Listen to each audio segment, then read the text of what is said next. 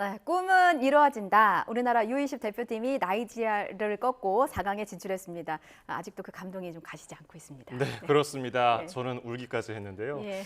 연장까지 가는 접전 끝에 1대0으로 이겼습니다. 경기가 끝난 뒤에 우리 선수들 일제히 그라운드에 쓰러지는 모습 볼 수 있었는데요. 예. 우리 선수들이 정말 모든 것을 쏟아부은 경기였습니다. 예. 오늘 경기에 대한 평가와 전망, 박문성 축구 해설위원과 함께 자세히 짚어봅니다. 어서 오십시오. 네, 안녕하세요. 우선 감사 인사를 드려야겠습니다. 저희 뉴스라이더에 나와서 우리 박펠레의 별명이 있는 박 해설위원님께서 전망을 해주신 덕분에 경기 결과가 반대로 나왔고 저희는 좀 승리를 해서 감사 인사를 제가 대신 드리고 저한테는 이게 좋은 건지 나쁜 건지 잘 모르겠습니다. 예. 근데 이제는 안 여쭤보려고요. 이제는 결과가 사실 무의미하고 저도 얘기 우리 안 할 선수들이 최선을 다했다는 게 너무나 중요한 거죠. 일단 오늘 경기에 대한 평가부터 좀 들어보겠습니다.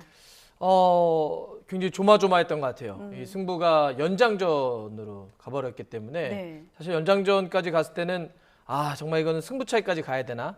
사실 승부차기까지 가게 되면 사실 너무 떨려서 못 보시는 분들 많이 있잖아요. 네. 그래서 이거 승부차기까지 가가지고 승패가 나눠지게 되면 저는 가끔씩 승부차기는 좀 가혹하다는 느낌이 있거든요. 네. 그동안 흘린 땀이 있는데 그렇죠. 승부차기로 만약에 지면 참 좀 마음이 아프잖아요. 예. 그런데 연장전에 우리 그 골이 들어갔기 때문에 정말 극적인 승부였습니다. 네. 연장이 일찍 들어가서 그래도 마음을 덜 졸이면서 봤던 것 같은데 우리 선수들 뭐 다 잘했지만은 그 중에서 MVP를 뽑는다면 누가 있을까요? 뭐 사실 오늘 그 골을 최석현 선수가 넣었기 때문에 뭐 최석현 선수를 뽑을 수는 있겠지만 기본적으로는 이번 대표팀은 정말 팀으로서 하나 되려고 준비를 실제로 했고요. 왜냐하면 바로 우리 직전 대회 같은 경우는 이강인이라고 하는 정말 압도적인 슈퍼스타가 있었기 때문에 끌어갔었지만 이번 대표팀은 전체가 좀 하나로 모아서 계속 싸우고 있거든요.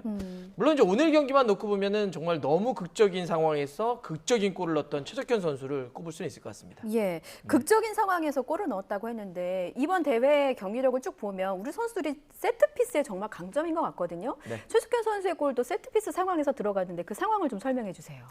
네, 연장전 들어갔었을 때고요. 코너킥을 이승원 선수가 이제 올렸는데 예, 정말 잘 올렸습니다. 예, 최석현 선수가 앞쪽에서 잘라 들어가는 우리가 이제 코너킥은 길게 줄 수도 있고 붙여줄 수도 있고 예. 바로 붙여줄 수도 있겠는데 바로 붙여줬죠. 그럴 때 최석현 선수가 이제 앞쪽에서 잘라 들어가는 헤더를 통해서 이제 골을 넣었는데 사실 최석현 선수는 중앙 수비수 치고는 그렇게 키가 큰 선수가 아닌데 네. 우리가 이제 기본적으로 축구에서 그런 얘기를 합니다.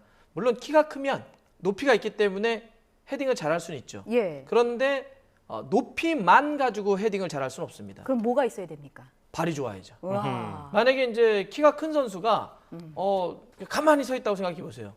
볼이 날라와서 머리를 맞지는 않거든요. 그렇죠.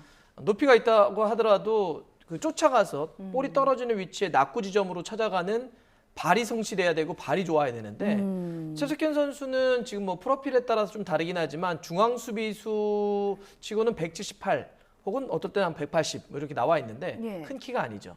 원래 최석현 선수의 포지션은 뭐 중앙 수비도 보지만 측면 선수기도 해요. 근데 워낙 빠르기 때문에 요즘은 이제 그 빠른 선수들을 김민재 선수처럼 또 센터백이 필요하기도 하기 때문에 놨는데 예. 발이 좋다 보니까 바로 사실 16강 에콰도르 경기 때도 비슷하게 골을 넣었거든요. 예. 코너킥 상황에서 확실히 발이 좋은 센터백이라고 하는 걸 다시 보여준 것 같습니다. 예.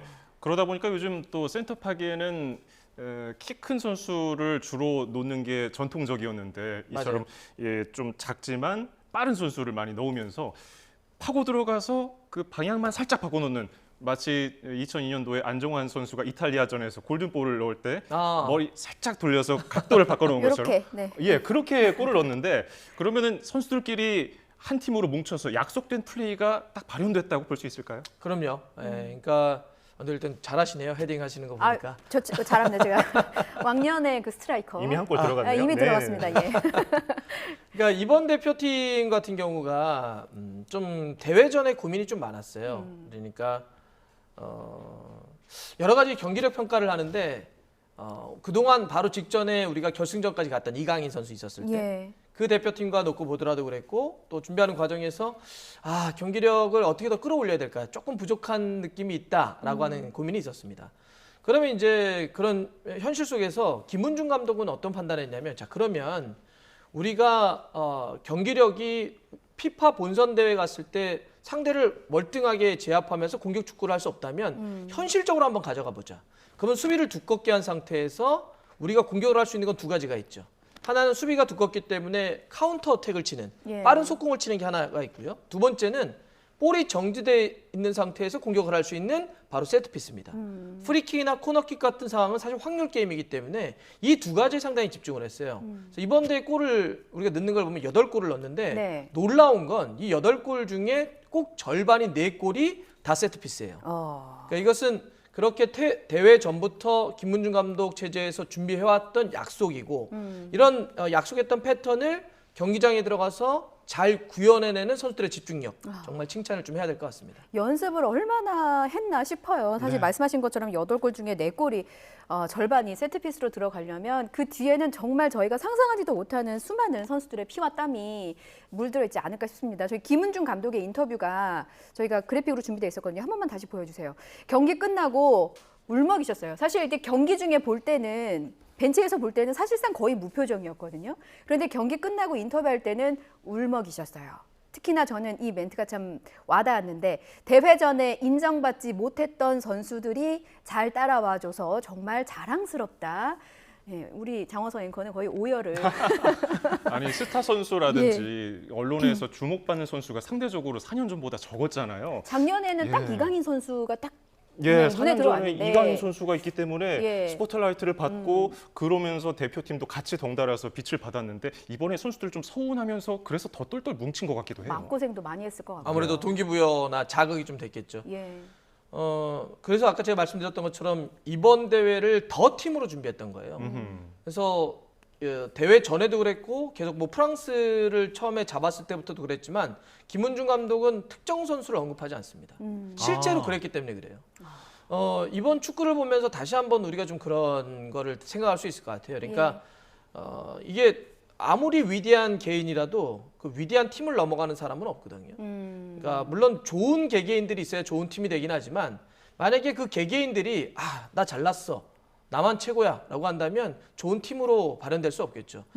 특히나 이제 우리가 이렇게 팀 스포츠를 놓고 보면 아무리 좋은 선수들이 있어도 리더십이 붕괴된다든지 팀워크가 망가지게 되면 그냥 아무것도 아닌 팀이 돼버리는 경우들 많이 보거든요. 근데 이번 대표팀처럼 개개인들은 조금 덜 빛났을지 몰라도 뭉쳐 싸울 때 얼마나 강해지는지 예. 다시 한번 입증해 보이고 검증했다는 점에서 다른 축구팀에게도 그러지만 우리가 일반적으로 살아갈 때도 협업이야말로 상당히 중요한 우리에게 무기가 될 수 있구나, 경쟁력이 될 수 있구나, 이걸 다시 한번 보여준 것 같습니다. 오늘 명언 제조기 되시려고 작정하고 나오신 것 같다는 생각이 또 듭니다. 그냥 여쭤보길래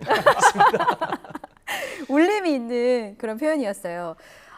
축구를 사랑하는 우리 국민들에게도 이번 그 선수들의 경기를 보면서 참 감동이었던 게 작년이 아니라 저번 경기에서는 이제 이강인 선수의 황금 왼발이 있었다면 이번 경기에서는 주장 우리 이승원 선수의 오른발, 황금 오른발이라고 해야 되지 않을지 우리로서는 맞아요. 이제 양발을 다 가진 하나의 축구팀을 또 기대할 수 있겠다라는 생각이 또 들더라고요. 이승원 선수 좀 평가 좀 해주세요. 네, 이승원 선수 물론 이강인 선수하고는 스타일이 조금 다르긴 합니다. 예.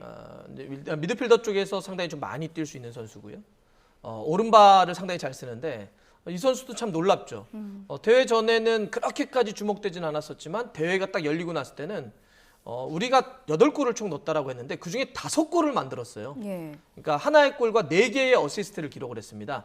오늘 이 최석현 선수의 골도 이승원 선수가 이제 올린 건데 우리가 이렇게 좋은 키커가 있다라고 하는 것은 일반적인 어떤 오픈 플레이 상황에서도 플레이를 연결해 줄 수 있겠지만 약속됐던 어떤 세트피스 이때 정확한 키커를 갖고 있다라고 하는 건 골을 넣을 수 있는 실제로 이런 우리가 하나의 단기간 토너먼트에서 세트피스로 골이 들어가는 이 확률을 놓고 보면 이 득점 분포를 놓고 보면 예. 거의 한 20% 정도대가 되거든요. 근데 이렇게 좋은 키커가 있다라고 하는 건 우리에게 큰 힘이고 지금 왼발에 이강인 선수가 있지 않습니까? 예. 그럼 만약에 이승원 선수가 더욱더 노력을 해서 커서 우리 국가대표팀에 이렇게 좋은 오른발 키커와 왼발 키커 예. 그리고 앞쪽에는 오른발과 왼발로 감아 때릴 수 있는 손흥민이 있고요. 아하. 예. 우리 센터백에는 오른발과 왼발 모두 쓸 수 있는 김민재 선수가 있다고 생각해 보세요.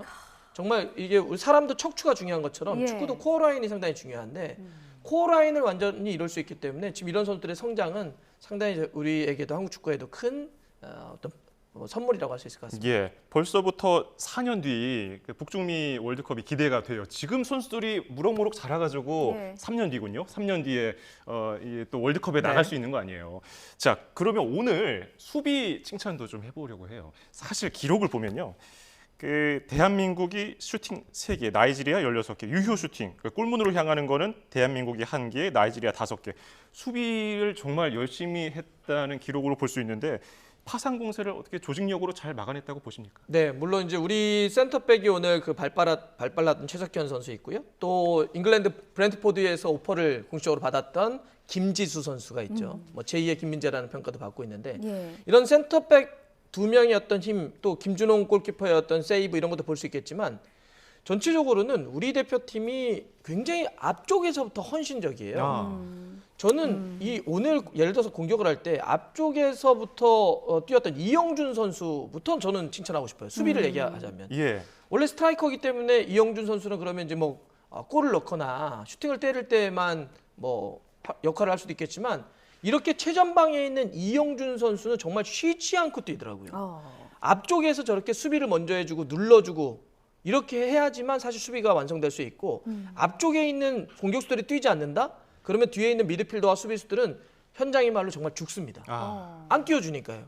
그게 바로 팀이죠. 그러니까 앞쪽 수비를 할 때 센터백들만 계속 수비하면 그거는 실점을 할 수밖에 없어요. 예. 근데 이게 정말 좋은 팀, 원팀이라고 할 수 있는 것은 수비할 때 앞쪽에 있는 스트라이커 이영준 선수부터도 눌러서 계속 수비를 해주니까 진짜 11명이 계속 수비하고 또 공격을 할 때는 그 11명이 수비하다가 빠르게 공격으로 전환하면서 또 상대를 위협하고요. 이렇게 정말 좋은 한 팀이 됐기 때문에 수비도 공격도 상당히 좋았던 거죠. 예, 조직력이나 뭐 정신력에서 우리가 좀 한 수 앞섰던 게 아닐까라는 생각을 좀 해봅니다.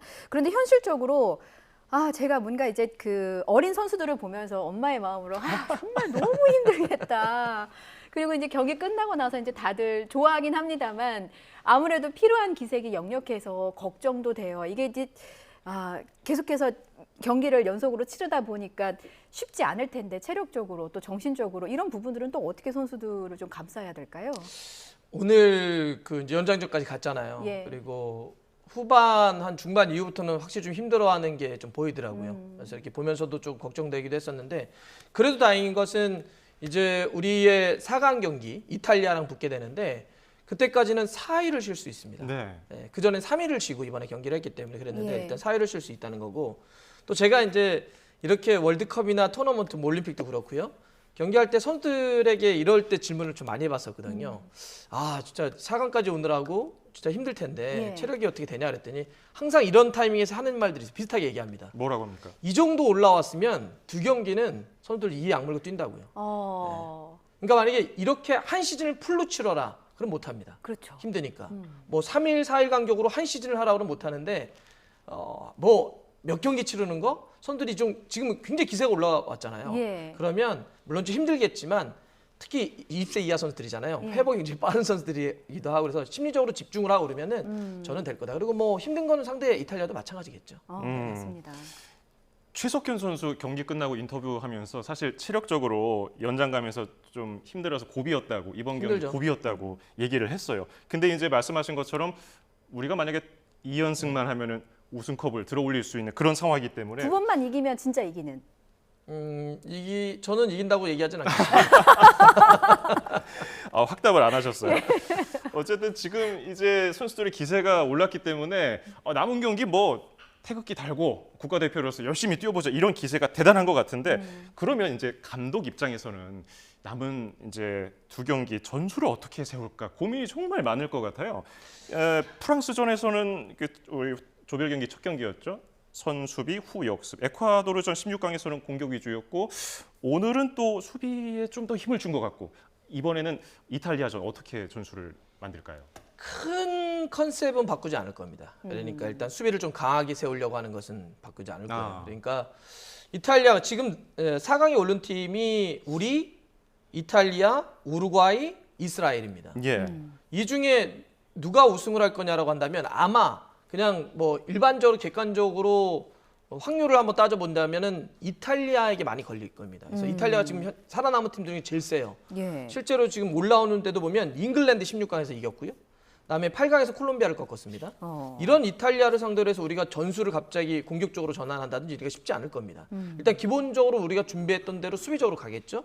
그러면서도 이탈리아의 몇 가지 전술적인 특징을 볼 겁니다. 예를 들어서 이탈리아는 미드필더를 가운데로 굉장히 밀집해 놓는 다이아몬드 442를 많이 쓰게 되죠. 네. 그러면 우리가 그렇게 미드필더 상대가 4명을 세우는 미드필더를 상대로 해서 우리는 어떻게 할 것이냐.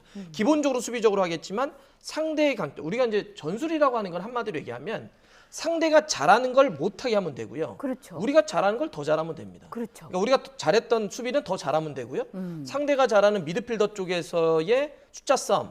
그리고 그 미드필더 중에 한 명이 8번을 달고 있는 카사데이라고 하는 친구입니다. 잉글랜드의 명문인 첼시에서 지금 레딩으로 임대 가서 뛰고 있는 선수인데 이 선수가 6골을 넣으면서 지금 대회 최다골이거든요. 예. 이 선수를 중심으로 한 미드필더를 막기 위한 아마 김은중 감독의 고민이 좀 담길 겁니다. 그렇군요. 저는 또 이탈리아가 굉장히 강한 팀으로 네. 많이 꼽힐 것이다라고 말씀을 해주셨는데 이탈리아가 최근 U20 월드컵에서 3회 연속으로 4강에 진출할 만큼 정말 강팀으로 꼽히고 있거든요. 근데 이제 사실 큰 대회는 경험이 중요하잖아요. 그래서 혹시나 이제 우리는 이제 막 2회 연속 진출에 성공했는데 이탈리아에 조금 밀려서 우리 선수 좀 주눅이 들진 않을지 그런 부분이 조금 우려가 되기는 하더라고요. 어떤 경험적인 예, 자산 예, 이런 거요? 예. 걱정 안 하셔도 됩니다. 그런가요? 왜냐하면 20세 이하 월드컵은 전 대회 뛰었던 선수가 나오는 대회가 아니에요. 나이 커트라인이 있기 때문에 만약에 국가대표 월드컵은 뭐 손흥민 선수가 뭐 3번을 뛰었다, 4번을 뛰었다 경험을 쌓고 계속 다음에 월드컵 나올 수 있지만 예. 20세 월드컵은 한 번 이강인이 다시 나오질 않거든요. 그렇죠. 왜냐하면 나이가 이제 오버돼 있기 때문에. 그렇죠. 그래서 뭐 그런 경험적 자산이 축적되는 건 아니고요. 물론 선배들이 갔기 때문에 심리적인 자신감은 있을 수 있겠지만 선수 개개인들이 그게 쌓이지는 않을 것 같고요. 그리고 제 입장에서는 어쨌든 이탈리아가 강하다고 자꾸 얘기하는 게 좀 예. 좋을 것 같긴 해서 이탈리아는 여러 가지로 참 강할 겁니다. 선수 개개인도 강하고. 예, 오해하실까봐 잠깐 해명을 드리자면 우리 박문성 해설위원님은 박펠레라는 저주를 갖고 있어요. 예측하시는 게 다 틀리기 때문에 지금 예, 이렇게 반대로 얘기하고 있다는 점을 다시 한번 양해 말씀 부탁드리고 저희는 뭐 저는 안무너라는 별명을 갖고 있기 때문에 네. 우승하리라고 의심치 않습니다. 예, 우승할 겁니다. 야, 저 변호까지 해주시고 여러 가지 얘기가 나오는데 재밌는 기록을 보니까 이 조별리그에서 이탈리아가 나이지리아한테 졌어요. 근데 오늘 우리는 나이지리아를 이겼잖아요.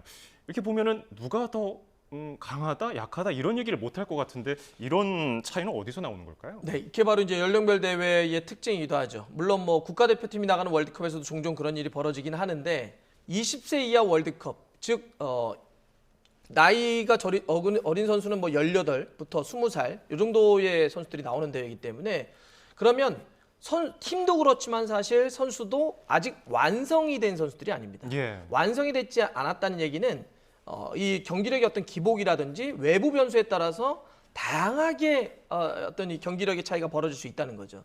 그래서 보면 20세 이하 월드컵은 우승하는 국가들이 우리가 예를 들면 지난 카타르 월드컵처럼 그냥 국가대표팀이 나가는 월드컵은 대개 보면 유럽이나 남미가 우승을 하는 경향성들이 있는데 이 20세 이하 월드컵은 다양한 대륙과 다양한 나라가 우승을 해요. 예. 그만큼 여러 가지 변수들이 작용할 수 있다. 그러니까 조별리그에 이겼던 팀이 또 뭐 토너먼트 가서 질 수도 있고. 예. 그래서 우리가 지금 기본적으로는 이탈리아가 좀 세긴 하지만 예를 들어서 지금 이스라엘이 강력한 우승부였던 브라질을 꺾고 4강에 올라올 거라는 생각을 한 사람은 아무도 없었을 거예요. 그렇죠. 근데 이스라엘이 브라질을 잡고 올라오잖아요. 이런 것처럼 사실 이 네 팀, 4강에 올라온 네 팀은 누가 결승 간다 이렇게 얘기하기는 어려울 겁니다. 네. 그래서 우리가 잘할 수 있는 걸 더 잘하는 게 남은 두 경기에서 중요한 부분일 것 같습니다. 사실 경기 전망하는 거는 의미가 없을 것 같고 지금 우리가 이렇게 선수들 걱정이 되는 거는 연장전까지 치렀기 때문에 체력적인 부담이 좀 있을 것이고 그래서 남은 4일 동안 어떻게 좀 몸을 회복을 하고 또 어떤 전술을 어떻게 또 으쌰으쌰해서 잘 갖고 나가야 할까 이게 좀 남은 과제인 것 같습니다. 앞으로 선수들의 4일을 좀 짚어주십시오. 그러니까 그 다음 경기는 6월 그 금요일 아침 6시에 치러지는 거죠? 그 전까지. 예. 그러니까 이제 예전 같은 경우는 선수들 뭐 힘써야 된다고 경기 전날 고기 먹고 막 그런 적도 있어요. 예. 옛날 얘기입니다. 지금은 고기를 안 먹습니까? 그러면 컨디션이 망가져서 그러면 안 되죠. 아, 그렇군요. 예, 그래서 이제 그러니까 고기를 안 먹는다는 게 경기 있을 때 딱 그런 모든 것들이 과학적인 데이터로 나와요. 그래서 예를 들면 뭐 탄수화물을 먹고 경기 당일날은 뭐 그렇게 한다든지 이런 식으로 모든 먹는 것부터 훈련법까지 매우 체계적인 선수들의 몸 상태를 다 과학적으로 측정해서 나옵니다. 그래서 기본적으로는 뭐 내일은 약간의 좀 회복 훈련이라고 해서 그냥 네. 좀 쉬는 듯한 느낌으로 갈 거고요. 예. 그다음 나머지는 선수들 피로도에 따라서 어떻게 회복해야 될지를 다 과학적으로 아마 체크해서 하는 거기 때문에 예. 뭐 그런 부분에 있어서는 지금 코칭 스태프가 이미 다 계산에 들어갈 것이다. 이렇게 말씀드리고 싶습니다. 예, 저희도 다 계산을 해서 일단 고기는 제가 대신 먹는 걸로 하고 저희가 고기는 힘내서 전혀 안 응원해야 먹는다는 돼서. 건 아니고요. 예, 네. 예, 아이 그럼요. 선수들 다 우리 스태프들이 다 한 몸이 돼서 한 마음으로 지원을 하고 있으니까 좋은 경기력 보여주실 거라 믿어 의심치 않습니다. 네. 저희는 다음 경기 때 또 보나요, 금요일에? 아직 섭외가 아직 안 된 건가요? 네, 아직 뭐 아무런 저희가 또 기회가 되면 연락드리도록 하겠습니다. 네. 자, 지금까지 박문성 해설위원과 함께했습니다. 잘 들었습니다. 고맙습니다.